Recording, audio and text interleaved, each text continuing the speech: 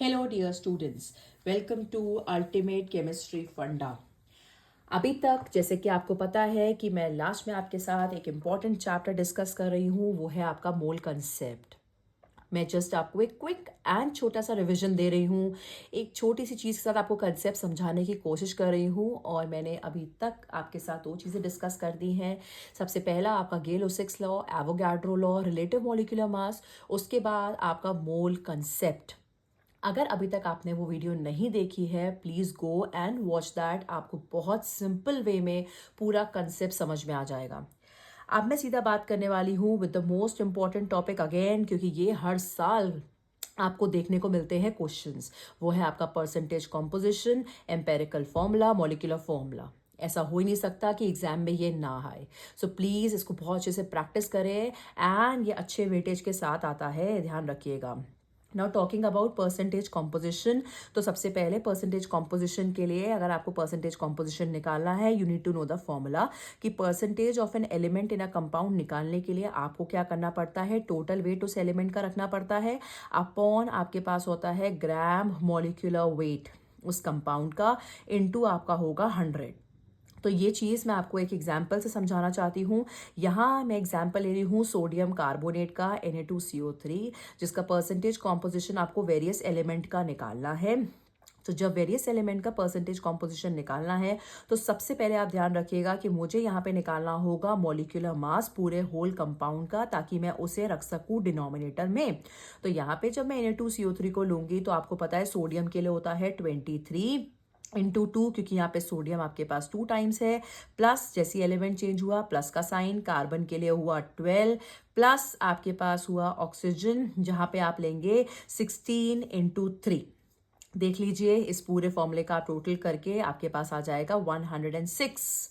ठीक है, अब इस 106 के साथ आप क्या करेंगे, एक चीज़ और ध्यान रखिएगा कि जब भी आप यहाँ पे RMM कैलकुलेट करेंगे, तो यहाँ आपको इसकी यूनिट ज़रूर लगानी है, जो कि होती है AMU। ठीक है, अब जब मैं परसेंटेज निकालती हूँ किसी भी एलिमेंट का, तो मुझे क्या करना होगा, मुझे ऊपर रखना होता है उस पर्टिकुलर एलिमेंट का जो भी आपका एटॉमिक मास आ रहा हो अपॉन आपका टोटल जो आपका RMM है इनटू 100। आपको पता है जब हम नंबर कैलकुलेट करते हैं तो हम क्या करते हैं, जो आपका परसेंटेज आ रहा होगा अपॉन टोटल इनटू 100, ऐसे ही निकालते हो परसेंटेज। ऐसे किसी एलिमेंट का निकालोगे, तो यहाँ पे सोडियम गिवन है, उसका हो गया 46 अपॉन आपका टोटल आ रहा है 106 into 100।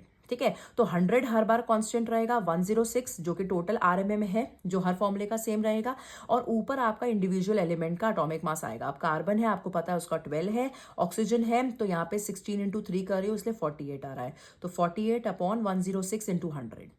This is the simplest way to calculate the percentage composition. ठीक है, तो आप ऐसे निकाल सकते हो परसेंटेज कॉम्पोजिशन को। आप देख लो एक बार, it is on your screen. तो आपको क्या करना है, इंडिविजुअल का atomic mass upon total into 100 करना है। So this was one example. Second example मैं ले रही हूँ आपको, या तो देखो सारे एलिमेंट्स का परसेंटेज कॉम्पोजिशन निकालने के लिए आता है, या फिर क्या होता है आपको पर्टिकुलर एलिमेंट का भी पूछ लेते हैं। तो यहाँ पर मैंने लिया है calculate the percentage of phosphorus, this is your previous year question. तो यहाँ पे फॉस्फोरस का निकालने के लिए आपको सिर्फ फॉस्फोरस का निकालना है, but you have to calculate the RMM of whole formula.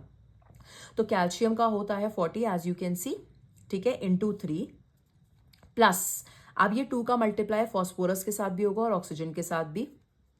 तो यहां पर आप देख सकते हो फॉस्फोरस के लिए है 31 इंटू 2, प्लस ऑक्सीजन के लिए हो जाएगा यहाँ पे 4 2 ज़ा 8, तो 8 इंटू 16। ठीक है, अब आप इसका टोटल कीजिए, दिस इज 310 AMU आप लगाइएगा, एटॉमिक मास यूनिट। परसेंटेज जब आप निकालोगे इस फॉस्फोरस की, मैं यहाँ लगा देती हूँ AMU, ध्यान रखिएगा एटॉमिक मास यूनिट आपको लगाना है। ठीक है, और यहाँ जब आप परसेंटेज निकालोगे, तो परसेंटेज के लिए मैंने क्या बताया था, इंडिविजुअल एलिमेंट का एटॉमिक मास, तो 31 इंटू 2 ये रहा, अपॉन आपके पास जो टोटल आ रहा है वो है 310 into 100। By this you will get 20%। ठीक है, सो इस तरीके से आपको इंडिविजुअल एलिमेंट का भी निकालने के लिए आ सकता है, या सारे एलिमेंट्स का। तो you have to keep in mind, बस एक ही चीज याद रखनी है, ऊपर individual atomic mass upon total into 100, बस इससे सिंपल कुछ नहीं है। ठीक है, so this was your example. Next topic मैं आपके साथ स्टार्ट कर रही हूँ एम्पेरिकल फॉर्मूला। देखो, अगर आपको टेक्निक पता चल गई कि कैसे फॉर्मूला है और कैसे आप उसे सॉल्व कर रहे हो, तो इससे इजी कुछ भी नहीं है, ठीक है। Because question can change, values can change, but the concept of the topic can not be change. अगर परसेंटेज कॉम्पोजिशन ऐसे निकलता तो वह ऐसे ही निकलेगा, but you have to be very clear in your concept, ठीक है। नेक्स्ट आपके पास आता है एम्पेरिकल फॉर्मूला। तो एम्पेरिकल फॉर्मूला क्या होता है? वो सिंपलेस्ट फॉर्मूला जो आपको देता है एक सिंपलेस्ट रेशियो होल नंबर में, ठीक है। तो यहाँ पर आपके पास आपको कोई भी सिंपलेस्ट फॉर्मूला आपको मिल जाए तो उसे आप एम्पेरिकल फॉर्मूला कह देते हो। तो यहाँ पे पहला क्वेश्चन मैंने लिया है, the molecular formula of an organic compound is this, what is it's empirical formula. तो जब मॉलिक्यूलर फॉर्मूला ऐसे दिया है, मैंने उसको लिख लिया है कंडेंस फॉर्म में, ये हो गया C2H4O2। सो जब मैं रेशियो निकालूंगी इसका 2:4:2, तो यहां पर मैं इसको अगर सॉल्व करके सिंपल रेशियो में लेके आऊं तो ये हो जाएगा 1:2:1, ठीक है। तो बस ये हो गया आपका simplest formula, that is your empirical formula. तो ये हो जाएगा CH2O, ठीक है। This is your empirical formula. तो अगर आपको निकालना हो, एक ये तरीका है क्वेश्चन पूछने का काउंसिल का। जो मैक्सिमम टाइम क्वेश्चन फ्रेम होते हैं वो है दो टाइप के। एक आपके पास आता है एम्पेरिकल फॉर्मूला निकालना, ठीक है, आपको परसेंटेज कॉम्पोजिशन इस तरीके से गिवन होती है। और एक आपका आएगा क्वेश्चन जब empirical formula, molecular formula given होते हैं। तो कैसे करना है, मैंने आपके लिए देखिए ऐसे फ्लो चार्ट टाइप बनाए, आप भी ऐसे ही बना के कीजिएगा, मिस्टेक नहीं होगी। तो सबसे पहले मैं क्या करूंगी, अगर मुझे एम्पेरिकल फॉर्मूला कैलकुलेट करना है तो सबसे पहला काम आपको ये करना है, जो भी एलिमेंट और कंपाउंड आपको गिवन होगा उसको आप सबसे पहले लिख लीजिए। तो यहाँ पर मेरे पास जो दे रखा है वो है magnesium, sulphur, oxygen and water. तो मैंने पहले एलिमेंट को लिख लिया, जो भी कंपाउंड है उसको लिख लिया। फिर मैंने क्या किया, जो भी इनकी परसेंटेज मुझे यहाँ गिवन है मैंने वो यहाँ पर लिख दी है, as you can see the percentage also. फिर मुझे क्या करना है, इसका मॉलिक्यूलर मास लिखना है। डोंट वरी, गिवन होता है। तो मैग्नीशियम का होता है 24, sulphur 32, oxygen 16 and water is 18।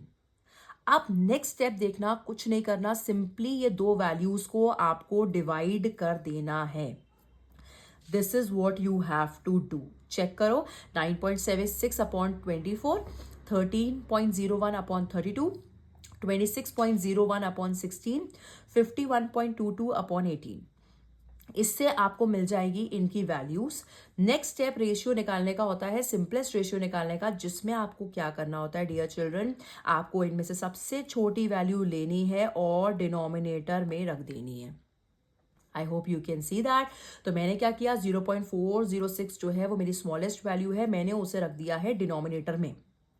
और मैं न्यूमरेटर में रखूंगी उस एलिमेंट का जो भी इंडिविजुअल रेशियो आ रहा है उसको मैं रखती जाऊंगी न्यूमरेटर में। देखो, ठीक है। सो 0.406 upon smallest value, 0.406 again smallest value, 1.625 upon smallest value, 2.84 upon smallest value. इससे आपके पास निकल के आ जाएगा इसका सिंपलेस्ट रेशियो। तो फॉर्मूला बन गया यहां से क्या, mg एक ही है, s एक ही है, o is 4 times dot 7H2। This is how simply you calculate the empirical formula. तो मैंने क्या कहा, पहले एलिमेंट को लिखो, उनके गिवन परसेंटेज कॉम्पोजिशन को लिखो, गिवन मॉलिक्यूलर मास को लिखो, दोनों को डिवाइड कर दो। डिवाइड करने के बाद यू विल सी कि इसमें से कौन सा छोटा आपके पास रेशियो आ रहा है। उस छोटी वैल्यू को you have to keep them in the denominator में रख दो, और न्यूमरेटर में जो भी आपकी इंडिविजुअल वैल्यू आ रही होगी वो ऊपर रख दीजिएगा। जो सिंपलेस्ट रेशियो आएगा वो आपको दे देगा फॉर्मूला। इतना सिंपली आप कैलकुलेट कर सकते हो किसी भी इंपेरिकल फॉर्मूला को, ठीक है, with the help of the percentage composition. Again ये भी आपके PYQ में आ चुका है, वही डिस्कस कर रही हूं मैं, ठीक। उसके बाद नेक्स्ट आपके पास आता है वो चीज जो कि मैं अभी भी आपके साथ लास्ट वीडियो में डिस्कस करके आई हूं, वो था आपका डिटर्मिनेशन ऑफ मॉलिक्यूलर फॉर्मूला। यहाँ पे यही सेम फॉर्मूला मैंने पीछे वेपर डेंसिटी के साथ भी डिस्कस किया था। तो वहां पर मैंने आपको बताया था n is equals to molecular weight upon empirical formula weight भी होता है। तो यहाँ एक क्वेश्चन उसी से रिलेटेड दे रखा है, calculate the empirical formula of a compound, जिसका मॉलिक्यूलर फॉर्मूला ये दिया हुआ है और यहाँ हमें दिया हुआ है एम्पेरिकल फॉर्मूला वेट। तो सबसे पहले मैं क्या करूंगी, मॉलिक्यूलर वेट को कैलकुलेट करूंगी। तो मुझे पता है कार्बन जो है वो 12 है, तो 12 इंटू 8, फिर ये हो जाएगा 1 इंटू 6, 1 फॉर हाइड्रोजन, 6 यहाँ गिवन है, प्लस आपके पास होगा 4 फॉर ऑक्सीजन इंटू 16। तो ये आपकी वैल्यूज हो गई और ये आपने रख लिया 166। यहाँ पर मॉलिक्यूलर वेट हो जाएगा 166, एम्पेरिकल फॉर्मूला वेट हो जाएगा 83, बिकॉज ये आपको क्वेश्चन में गिवन है। इसकी वैल्यू आ गई 2। जब आपकी एन की वैल्यू 2 आ रही है तो अब आपको कुछ भी नहीं करना है। मॉलिक्यूलर फॉर्मूला बेटा आपको गिवन था C8H6O4, उसका सिंपलेस्ट होता है आपका एम्पेरिकल फॉर्मूला। तो आप इस 2 को डिवाइड कर दीजिए, यहां रह जाएगा आपका 4, यहां रह जाएगा 3, यहां रह जाएगा 2, हाफ कर दीजिए बिल्कुल। एक बार have a look on this.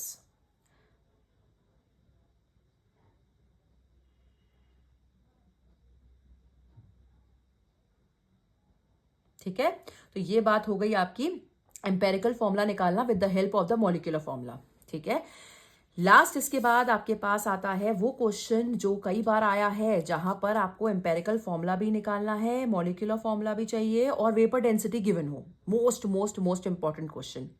ठीक है, इसी टाइप से आता है। ठीक है, तो मैं सारे टाइप्स डिस्कस कर रही हूँ आपके साथ so that you can practice. ठीक है, इम्प्रोवाइज। तो यहाँ पे क्या करूंगी, पहले मैं लिखूंगी आपके एलिमेंट, मैं लिखूंगी परसेंटेज कॉम्पोजिशन, एटॉमिक मास जो मैंने लास्ट में बताया था आपको अभी। फिर मैं क्या करूंगी, दोनों को कर दूंगी डिवाइड। तो ये देखो 75.92 अपॉन 12, 6.32 अपॉन 1, 17.76 अपॉन 14। ठीक है, ये 14 है, नाइट्रोजन का ध्यान रखना। ठीक है, तो जब आप इसे कैलकुलेट करोगे तो यहां पर आपके पास आ जाएंगी इनकी वैल्यूज। ठीक है, तो अब इनकी वैल्यूज जो आपके पास आएगी, मैंने क्या कहा था, सबसे छोटी वैल्यू को you will keep in the denominator. ठीक है, छोटी वैल्यू को आप डिनोमिनेटर में रखोगे तो यहां पर क्या हो जाएगा कि 1.27 जो है वो आपकी छोटी वैल्यू है। तो 1.27 1.27 1.27 आपने रखा डिनोमिनेटर में, और जो भी इंडिविजुअल वैल्यू इसकी आ रही होगी वो आपने रख दिया न्यूमरेटर में। ठीक है, यहाँ पे 1.27 ये है ना, ये रख दिया, तो 6.32 ये रहा, यहाँ पे 6.33 था, यहाँ पे 1.27 था, अपॉन आपकी यहाँ पर आ गई आपकी वैल्यूज। ठीक है, तो यहां से आपके पास निकल के आ गया सिंपलेस्ट रेशियो। अब इसमें क्या है, एम्पेरिकल फॉर्मूला आपके पास हो गया C5H5N। ठीक है, ये हो गया, यहां से निकला इसका फॉर्मूला। अब आपको याद है मैंने आपको बताया था formula, molecular weight is equals to N, empirical formula weight होता है। तो यहां पर आप रखेंगे 2 into vapour density, molecular weight इसके बराबर होता है, ये फॉर्मूला मैं बता चुकी हूँ। N आप रखेंगे एम्पेरिकल फॉर्मूला का वेट, तो ये एम्पेरिकल फॉर्मूला आप यहां लिख लीजिए। ठीक है, सो 2 into vapour density, vapour density की वैल्यू आपको क्वेश्चन में ऑलरेडी गिवन है, वो रखनी है। एन आप निकाल रहे हैं तो यहाँ पे आप निकाल लीजिए इस पूरे का। तो ये कार्बन का हो जाएगा 60, क्योंकि आप 12 इंटू 5 करेंगे, प्लस 5 हाइड्रोजन हो जाएगा, बिकॉज 1 ही होता है इसका, और नाइट्रोजन का होता है 14। टोटल ऐड करेंगे 79 आएगा, इधर भी 79, इधर भी 79, एन की वैल्यू आ जाएगी 1। ठीक है, सो मॉलिक्यूलर फॉर्मूला जो है वो आपका सेम रहेगा जो आपका एम्पेरिकल फॉर्मूला था। तो बस क्या डिफरेंस आ रहा है, आपने यहां तक अभी तक क्वेश्चन सॉल्व किया था जहां आपने एलिमेंट लिखा, परसेंटेज कॉम्पोजिशन लिखा, इसका एटॉमिक मास लिखा, दोनों को आपने किया डिवाइड। जो वैल्यू आएगी उसमें से छोटी वैल्यू को you will going to keep it in the denominator, और जो भी इंडिविजुअल वैल्यू होगी वो आप रखेंगे यहाँ पे न्यूमरेटर में। आपके पास आ जाएंगी वैल्यूज। अब वैल्यूज आने के बाद आप क्या करेंगे, ये हो गया आपका एम्पेरिकल फॉर्मूला। ठीक है, अब इस एम्पेरिकल फॉर्मूला को आप क्या करेंगे, पहले निकालेंगे। यहाँ पे मॉलिक्यूलर फॉर्मूला निकालने के लिए आपको ये फॉर्मूला यूज करना होगा। अगर तो वेपर डेंसिटी गिवन है तो प्लीज वेपर डेंसिटी रखिए और एन की वैल्यू आप कैलकुलेट कर लीजिए, तो वही आपकी जाके लग जाएगी। अगर एम्पेरिकल मॉलिक्यूलर फॉर्मूला की वैल्यू 1 से ज्यादा आती तो आप इस फॉर्मूला में मल्टीप्लाई करते तो आपको मिलता। तो देखिए, मॉलिक्यूलर फॉर्मूला जो होता है वो हमेशा डबल होता है एम्पेरिकल फॉर्मूला का, या जो भी वैल्यू आपको गिवन हो वो आपको मल्टीप्लाई करनी पड़ती है एन की उसमें। ठीक है, बट अगर आप बात करते हो talking about the empirical formula, तो जो भी एन की वैल्यू होगी उसको आपको डिवाइड करना होता है। ठीक है, तो मॉलिक्यूलर फॉर्मूला में एन की वैल्यू आप मल्टीप्लाई करिए। ठीक, और अगर आपके पास एम्पेरिकल फॉर्मूला है तो डिवाइड कर दीजिए। तो मतलब ये डिपेंड करता है क्वेश्चन के ऊपर। ठीक है, तो कैसा क्वेश्चन है। तो यहाँ पर मैंने क्वेश्चन लिया है विद वेपर डेंसिटी, आप ध्यान रखिएगा, है ना। तो वेपर डेंसिटी आपके पास है, तो वेपर डेंसिटी की वैल्यू रखिए और इसे कैलकुलेट करिए। So I have discussed each one type of questions with you of mole concept, ताकि आप बहुत जल्दी से और अच्छे से एक बार एक क्विक रिविजन कर सकें कि किस टाइप के क्वेश्चंस फ्रेम होते हैं।